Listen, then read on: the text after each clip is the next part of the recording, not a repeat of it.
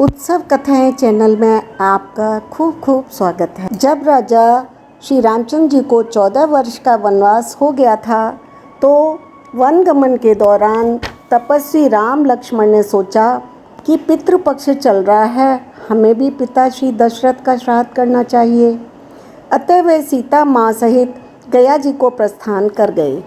वहाँ बाजार से सामान एकत्रित करने हेतु रामचंद्र जी व लक्ष्मण जी गए, परंतु सीता जी नदी तट पर ही रुक गईं। मध्यांतर हो गया, परंतु दोनों भाई सामान एकत्रित कर वापस नहीं आ पाए। सीता जी चिंतित हो रही थीं। इतने में सीता जी ने देखा कि बालू के पास राख उड़ी और एक धुंधली सी आकृति प्रकट हुई।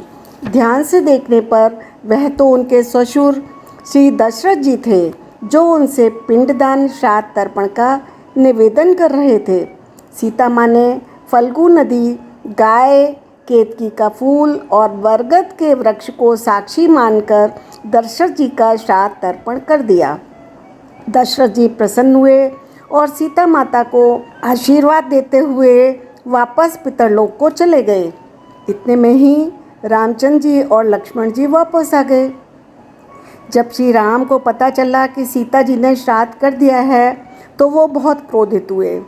तो सीता माता ने बताया कि फल्गु नदी, गाय, केतकी के फूल, बरगद से साक्ष्य देने के लिए, गवाही देने के लिए कहा। उन्होंने श्राद्ध किया है, ये गवाही वो दें। परंतु श्री राम जी के क्रोध को देखकर उन्होंने असत्य बोल दिया कि हमने नहीं देखा। परंतु बरगद के वृक्ष ने कहा कि सीता माता ने हमें साक्ष्य मानकर श्राद्ध किया है। श्री राम जी ने सीता जी पर विश्वास नहीं किया तो उन्होंने श्री दशरथ जी से प्रार्थना की कि वे स्वयं प्रकट होकर सत्य बताएं। दशरथ जी ने सीता माँ की प्रार्थना स्वीकार की और उन्होंने स्वयं प्रकट होकर बताया कि समय निकला जा रहा था, अतः मैंने ही पुत्रवधू सीता से श्राद्ध की इच्छा प्रकट की थी। मैं उससे बहुत प्रसन्न हूँ। रामचंद्र जी, लक्ष्मण जी, सीता जी ने उन्हें सादर प्रणाम किया। उन्होंने तीनों को आशीर्वाद देकर और वे अंतर्ध्यान हो गए। अब सीता जी ने झूठी गवाही देने के कारण फल्गी नदी को कहा, तू सदा सूखी ही रहेगी। केतकी के फूल को कहा, तुझे पूजा में नहीं चढ़ाया जाएगा। गाय को बोला, कलयुग में तुम जूठन खाओगी। और बरगद के वृक्ष को खूब फलने फूलने, राहगीरों को छाया देने का आशीर्वाद दिया।